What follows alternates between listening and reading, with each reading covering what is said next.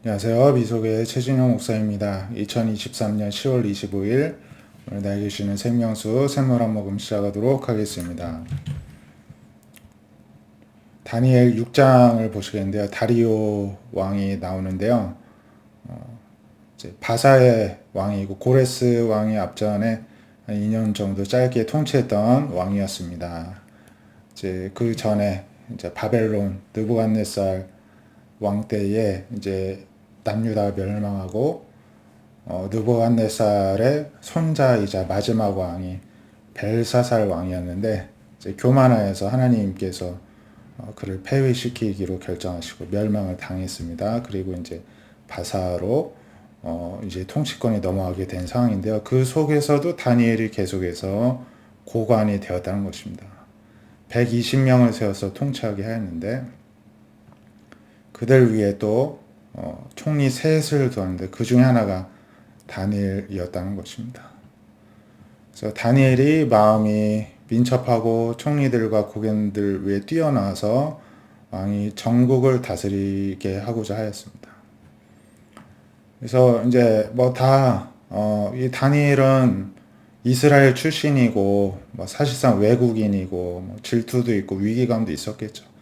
그래서 끌어내리려고 고발할 근거를 찾고자 했지만 아무런 허물을 찾지를 못했습니다.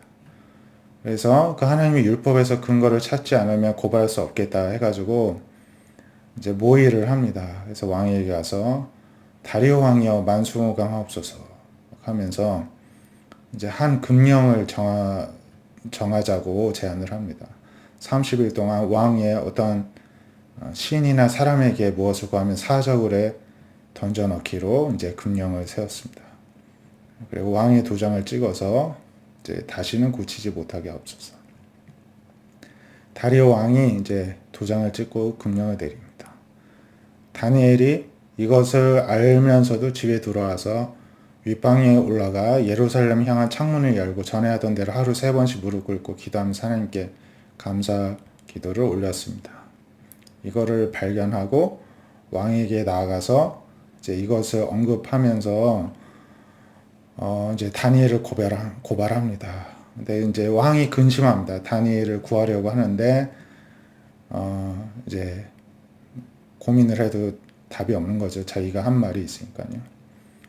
그래서 메대와 바사의 규례는 금령과 법도를 고치지 못합니다 하면서 이제 다시 언급을 하니까 왕이 이제 명령을 내려서 다니엘을 사저울에 넣게 합니다.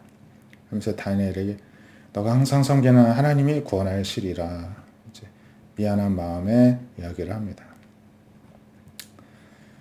그래서 이제 굴에다가 넣고 왕이 이제 밤새 근심하고 잠도 이루지 못하고 새벽에 이제 일어나서 가서 다니엘이 든 굴에 가가지고 다니엘아 하나님이 너를 구원하셨느냐 했더니 다니엘이 만수무강하옵소서 하나님이 천사를 보내셔서 사자들의 입을 봉하셔서 내가 상하지도 않았습니다. 그리고 저는 무죄한 줄을 아시죠? 왕에게 해를 끼치지 아니하였습니다. 이야기를 합니다. 왕이 기뻐하면서 굴에서 올라오라고 하였는데 좀도 상하지 않았습니다.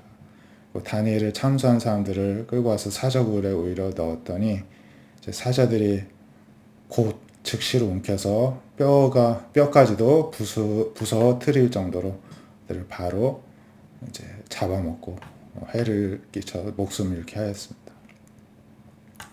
다리오 왕은 이제 다시 조서를 내려서 다 다니엘의 하나님 앞에서 떨고 두려워해라 살아계시는 하나님이시다.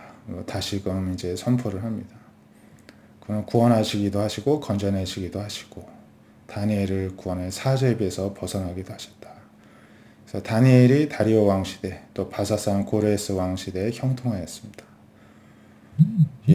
이 이제 정권이 바뀌어도 계속해서 하나님이 이 다니엘을 지켜주시고 이렇게 통치자의 최측근으로 사용해 주신 것을 보게 됩니다. 참 놀라운 일이 일어난 것입니다.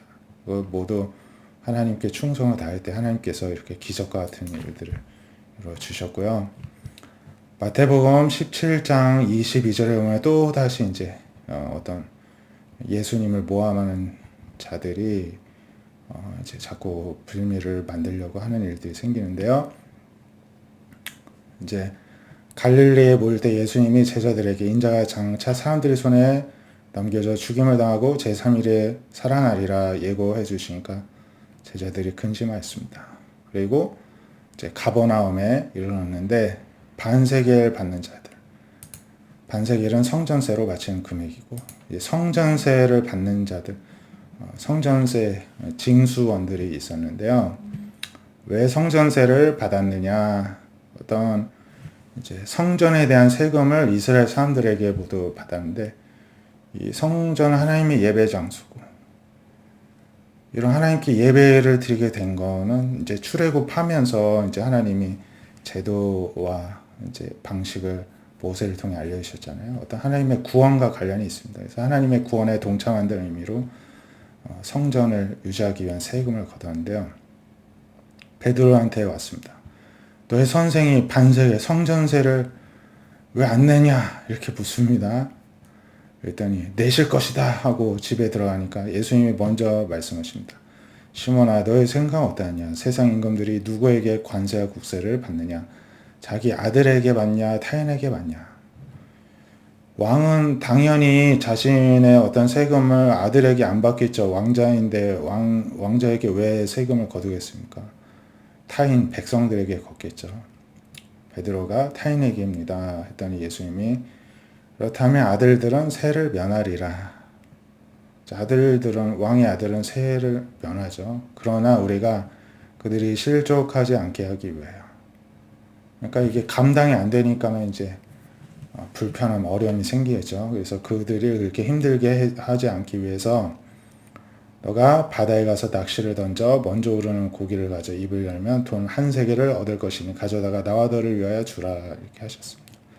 베드로가 가서 고기를 이렇게 잡아서 입을 여니까 한 세겔이 나왔습니다. 이제 반 세겔을 거두니까 이거는 저와 예수님 성전세입니다. 이렇게 해가지고 이제 세금을 이제 내게 되었다는 것입니다. 참 놀라운 일이죠. 예수님께서 이처럼 이제 하나님의 나라를 확장시켜 가지만 이제 현실 세계와 부딪히는 가운데서 현실 세계를 무시하지 않으셨습니다. 그 질서 또한 하나님의 통치 가운데 세워졌기 때문입니다. 그래서 현실에서 내야 될 세금도 또 하나님의 방식으로 내게 하시는 것을 보게 됩니다. 현실 세계 존중하셨던 것이죠.